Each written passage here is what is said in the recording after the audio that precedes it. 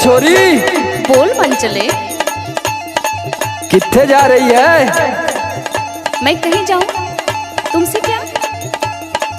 अरे सुनती जा क्या? मेरे दिल की आवाज। अच्छा, इन मत वाली आंखों से मुझे की होया? इन मत वाली आंखों से मुझे जाम जब से पिला दिया रे, तेरे प्यार ने पागल बना दिया।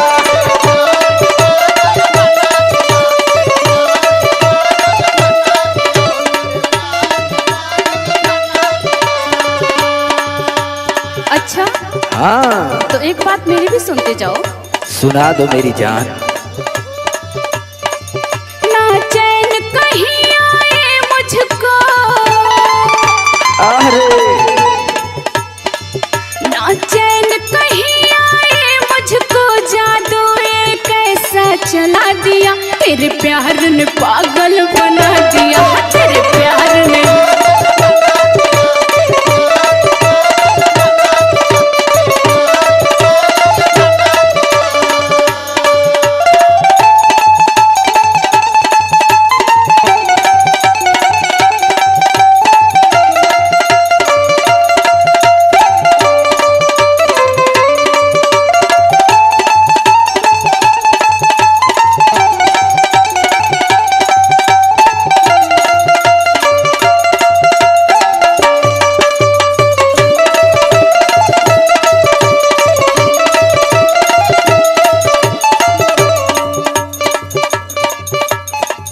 ऐसा जादू चलाया है तुमने हाँ, कि अब तो ये दिल तुम्हारे नाम हो गया है। अच्छा, जब से देखा है तुझको ना नींद रातों में आती है,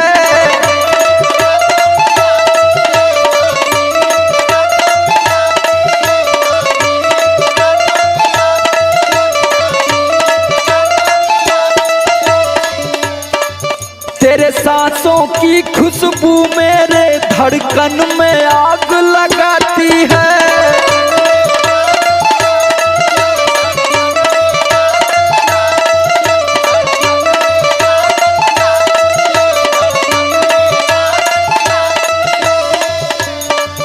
जब से देखा है तुझको ना नींद रातों में आती है, तेरे सांसों की खुशबू मेरे धड़कन में आग लगाती है। घूमता हूँ बन के बंजारा, ओहो, इसको पागलपंती है। घूमता हूँ बन के बंजारा, जो रोग है मुझको लगा दिया रे, तेरे प्यार ने पागल बना दिया।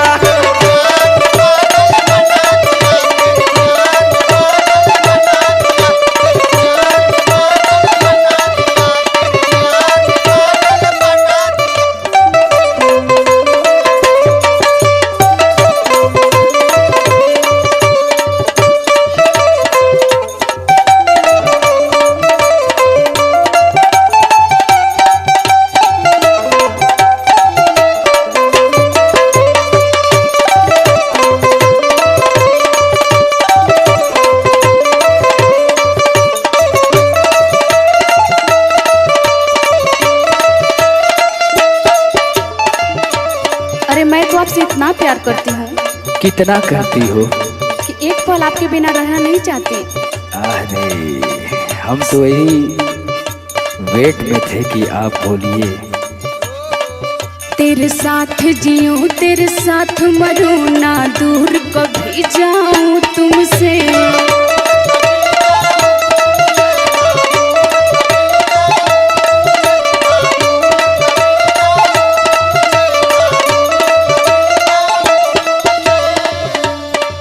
हैं लाख दुआएं तेरे लिए, कभी देख ले धड़कन में सुन के।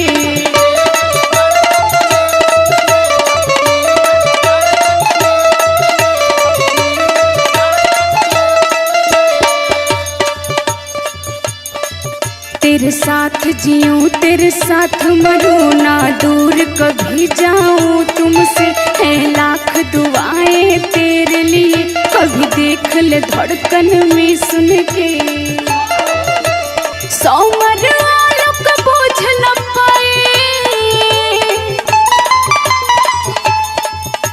100 मरवालों का बोझ न पाए दिल कब तूने चुरा लिया तेरे प्यार ने पागल बना दिया तेरे प्यार ने पागल बना दिया